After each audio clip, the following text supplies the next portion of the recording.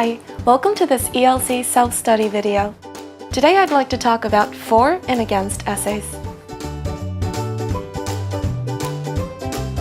In this type of essay, you have to present both negative and positive arguments of the topic you're discussing. Good planning is essential for writing a logical and convincing essay. In this planning stage, you should first narrow the board topic to something specific, and then turn it into a question. You should ask yourself, what is the issue and why is it important? It is extremely difficult to write a deep and focused essay on a general topic. The essay will be more manageable when you discuss a specific area.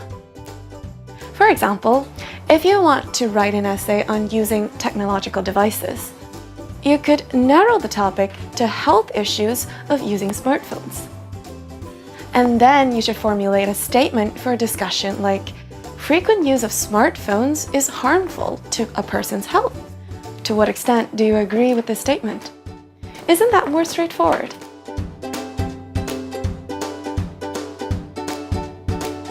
The next thing you need to do in the planning stage is find sources.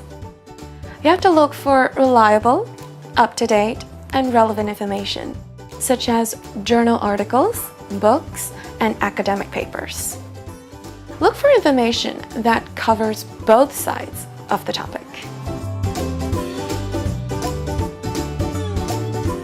To make writing your essay easier, mark down the major points for and against your topic, as well as where you found the information.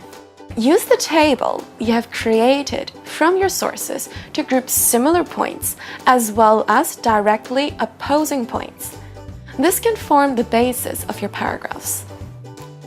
This then gives you a clear picture of what you're going to write, and also how many points you're going to discuss. You can also arrange these groups into a logical order so that your essay will flow better.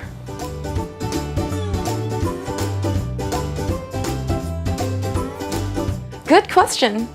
The structure for and against essay is actually not so different from other essays. It still has an introduction, body paragraphs, and a conclusion.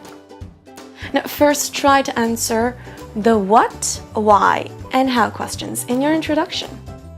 Give your readers a brief overview of the issue that the essay is going to discuss. A good introduction raises the reader's interest in reading the essay.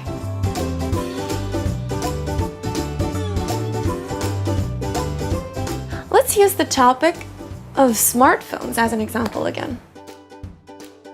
You can put the 2 points that support the statement first, and then the other 2 points that go against the statement next. Or you can have alternative for and against paragraphs, whichever fits and flows better for your topic.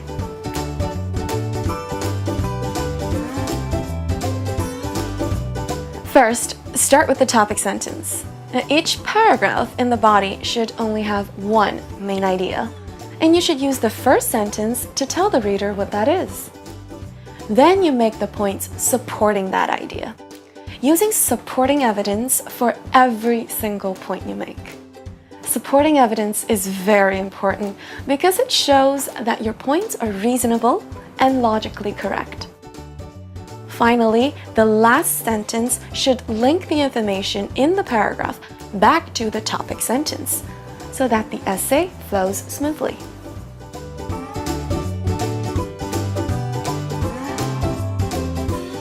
In the conclusion, you should summarize the main points in your essay and state your stance.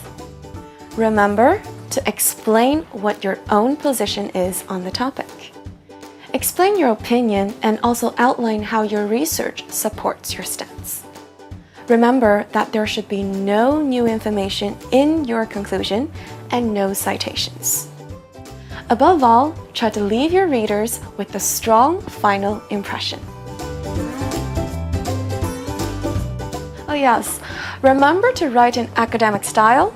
Write objectively, even if you're giving your own opinions and trying to persuade your readers. And use correct referencing when citing others' work. Well, that's all from me today. Bye!